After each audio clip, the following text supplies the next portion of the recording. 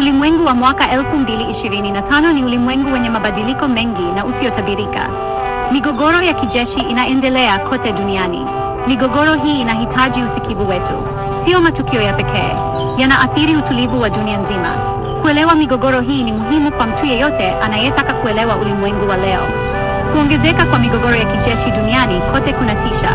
Tunashuhudia ongezeko la vurugu. Ongezeko hili lina matokeo mabaya kwa kila mtu. Linahatarisha amani na usalama wa kimataifa. Kupuuza migogoro hii sio suluhisho. Itaendelea kuathiri ulimwengu wetu kwa njia kubwa. Athari za kibinadamu za migogoro hii ni kubwa sana. Mamilioni ya watu wamekwama katikati ya mapigano. Wanashurutishwa kuyahama makazi yao. Wanakabiliwa na vurugu na mateso. Jumuiya ya kimataifa lazima ichukue hatua. Lazima tutoe msaada kwa wale walioathiriwa na migogoro hii. Migogoro hii ina athari za mbali. Inasumbua biashara ya kimataifa. Inasababisha migogoro ya kibinadamu. Inaunda maeneo ya kuzaliana ugaidi na itikadi kali. Lazima tufanyie kazi kuelekea suluhu za amani. Vinginevyo ulimwengu utajawa na vurugu na machafuko. Vita vinabadilika. Uwanja wa mapambano wa kawaida unabadilishwa na aina mpya za migogoro. Hii ni enzi ya vita mseto.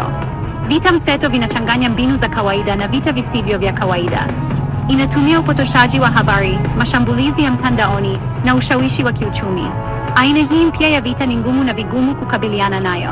Inafuta mipaka kati ya vita na amani. Inafanya iwe vigumu kutambua wavamizi na waathiriwa. Kuongezeka kwa vita mseto kunaleta changamoto mpya kwa jumuiya ya kimataifa. Vita mseto ni jambo la kimataifa. Tunaliona likitumika katika mzozo wa Ukraine na Urusi. Pia ni sababu katika mzozo wa Israel na Palestina. Jumuiya ya kimataifa lazima ibadilishe mbinu zake. Tunahitaji mikakati na zana mpya ili kukabiliana na tishio hili linaloendelea kubadilika.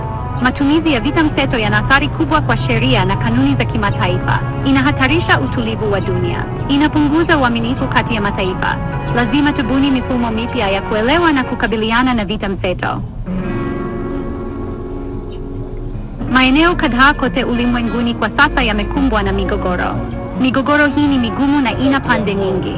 Inahusisha wahusika mbalimbali, ikiwa ni pamoja na nchi na makundi yasiyo ya kiserikali. Kuelewa migogoro hii kunahitaji mtazamo mpana.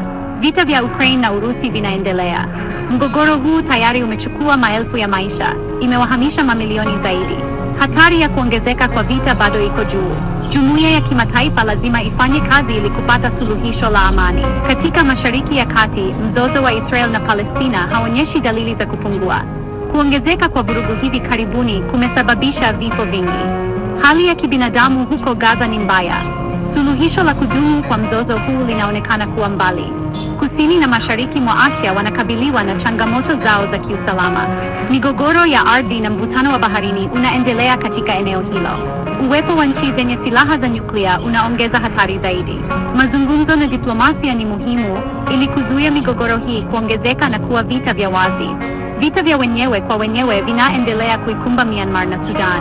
Migogoro hii imesababisha mateso makubwa ya kibinadamu. Jumuiya ya kimataifa lazima iwashinikize pande zote kukomesha vurugu. Lazima tutoe msaada wa kibinadamu kwa wale wanaohitaji. Dunia iko katika njia panda. Migogoro ya kijeshi duniani inaongezeka. Vita mseto inakuwa kawaida. Mvutano wa kijiografia unaongezeka. Jumuiya ya kimataifa lazima ichukue hatua madhubuti ili kukabiliana na changamoto hizi. Mabadiliko ya tabianchi ni tishio kubwa. Inazidisha migogoro iliyopo. Inaunda vyanzo vipya vya ushindani wa rasilimali chache. Lazima tushughulikie mabadiliko ya tabianchi pamoja na juhudi zetu za kusuluhisha migogoro. Ushirikiano wa kimataifa ni muhimu zaidi kuliko hapo awali. Tunahitaji kuimarisha taasisi za kimataifa. Lazima tushirikiane ili kupata suluhu za amani kwa migogoro. Vinginevyo, ulimwengu utajawa na migogoro isiyoisha. Kuongezeka kwa makundi yasiyo ya kiserikali yenye silaha kunaongeza ugumu zaidi wa usalama wa dunia. Makundi haya yanafanya kazi katika mipaka. Yanapinga mamlaka ya nchi. Tunahitaji mikakati mipya ya kukabiliana na tishio linaloletwa na wahusika hawa. Migogoro ya kijeshi duniani kote inaleta tishio kubwa kwa mustakabali wetu wa pamoja. Lazima tuelewe sababu za migogoro hii. Lazima tupate njia za kuizuia kuongezeka. Wakati wa kuchukua hatua madhubuti ni sasa.